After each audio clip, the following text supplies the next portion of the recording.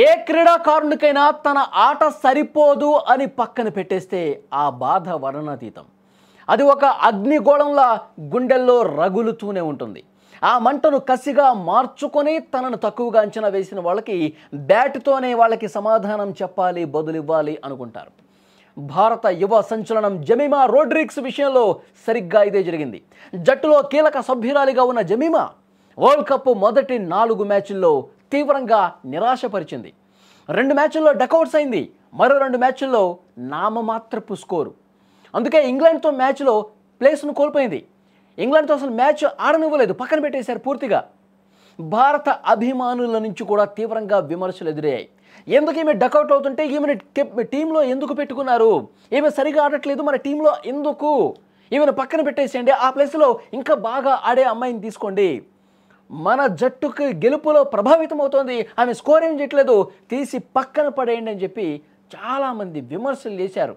సూటిపోటి మాటలతో ఆమెని మనసును గాయపరిచినటువంటి పరిస్థితి. ఎందుకంటే ఆమె నిజంగానే పర్ఫార్మెన్స్ కొద్దిగా లో ఉండటం వల్ల టీమిండియా మహిళల జట్టుని ఆదరించే ప్రతి ఒక్క అభిమాని ఏదో ఒక సందర్భంలో నెట్టింట్లో పెట్టినటువంటి కామెంట్ అది. ఒకానొక దశలో జట్టులో తన స్థానం మీద కూడా సందేహాలు వచ్చేసాయి. ఇంకా భవిష్యత్తు లేదు, ఇంకా జట్టులోకి రాదు, ఇక ఆడదు అని చెప్పి అందరూ భావించాల్సినటువంటి పరిస్థితి ఏర్పడింది. కానీ జమీమా ఒక సాధారణ క్రీడాకారిణి కాదు. ఆమె మనసులో అణిచివేయబడని ఒక కసి, ఒక పోరాట పటిమ దాగున్నాయి. లోపాలను ఎలాగైనా సరే సవరించుకోవాలని చెప్పి అనుకున్నది. తనను పూర్తిగా ఇంగ్లాండ్తో జరిగిన మ్యాచ్లో పక్కన పెట్టేసినప్పుడు రాత్రంతా ఏడ్చేది, కన్నీళ్లు పెట్టుకునేది, నిద్రలేని రాత్రులు గడిపింది.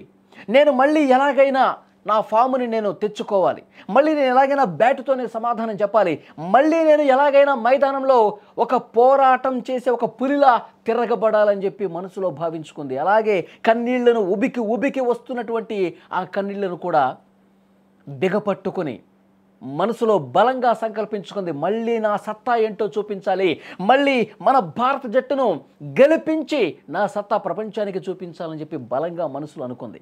అందుకే రీఎంట్రీలో ఆస్ట్రేలియాతో జరిగినటువంటి మ్యాచ్లో పులిలా పంజా విసిరింది.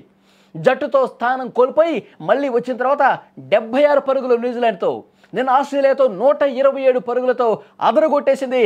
శభాష్ జమీమా అనిపించుకుంది.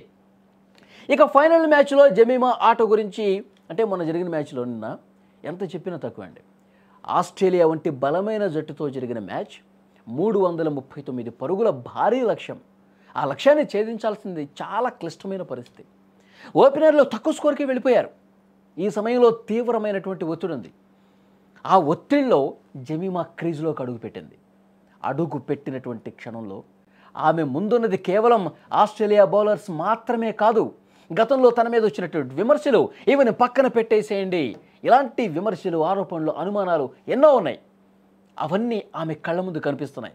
ఒకవైపు ఆస్ట్రేలియా జట్టు నిర్దేశించిన 330కి పైగా పరుగులు, మరొక వైపు ఆస్ట్రేలియా కట్టుదిట్టంగా బౌలింగ్ చేసేవాళ్ళు, మరొక వైపు తన మీద వచ్చినటువంటి పెద్ద ఎత్తున విమర్శలు. ఈమెకి ఆట రాదు, ఆడటం రాదు అన్న నోటికి సమాధానం చెప్పేటువంటి బాధ్యత, అవి కళ్ళ ముందు కనిపిస్తున్నాయి. ఆమె క్రీజులోకి వచ్చినప్పుడు భయపడలా జమీమా, భయానికి చోటు లేదు అనుకుంది, గట్టిగా సంకల్పించుకుంది, నా శాయశక్తులా కృషి చేస్తా అని చెప్పి బ్యాటింగ్ స్టార్ట్ చేసింది. ప్రతి ఒక్క బంతిని ఆత్మవిశ్వాసంతో ఎదుర్కొంది. కవర్ డ్రైవ్లు, కట్ షాట్లు, లాఫ్టెడ్ షాట్లతో బౌండరీలు కొడతానే ఉంది. మ్యాచ్ చూస్తున్న వాళ్ళకి ఇదే జమీమా దెబ్బంటే, ఇది అట్లా కొట్టు, అలా 4 కొట్టు, అలా పరుగులుతి అని చెప్పి ఎంకరేజ్ చేశారు. గ్రౌండ్ వెలుపల ఉన్న వాళ్ళు ప్రతి ఒక్కరు కూడా, టీవీలు చూసేవాళ్ళు, తర్వాత సోషల్ మీడియాలో పోస్టులు పెట్టేవాళ్ళు అందరూ కూడా జమీమా అద్భుతం చేసింది, జమీమా సూపర్గా కొట్టింది, జమీమా భారత టీంని గెలిపించేసిందని చెప్పి అప్పుడు విమర్శలు చేసినటువంటి నోటితోనే, తిట్టినటువంటి నోటితోనే ఆమెను పక్కన పెట్టిన వాళ్ళు కూడా తల దించుకునేలా, మనం తప్పు చేశాం, జమీమా అంటే ఇదే అని చెప్పి వాళ్ళు కూడా ప్రశంసించినటువంటి పరిస్థితి. తిట్టిన నోటితోనే మళ్ళీ అద్భుతంగా ఆడేవు జమీమా అని ప్రశంసలు తీసుకున్నటువంటి పరిస్థితి. మరోవైపు కెప్టెన్ హర్మన్ ప్రీత్ కౌర్తో కలిసి అద్భుతమైనటువంటి భాగస్వామ్యాన్ని నెలకొల్పింది. చివరికి 127 పరుగులతో నాటౌట్గా నిలిచి అద్భుతమైనటువంటి సెంచరీతో భారత్కు చారిత్రాత్మక విజయం అందించింది.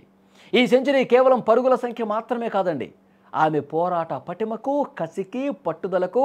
ఒక మహిళ ఏదైనా బలంగా మనసులో అనుకుంటే, గుండెల్లో అనుకుంటే చేసి తీరుతుంది. అది జమీమాని చూసిన వాళ్ళందరికీ అర్థమవుతుంది. ఆమె కన్నీళ్లు పెట్టుకోవటం చూసి అభిమానులు నిజంగా భావోద్వేగానికి గురయ్యారు.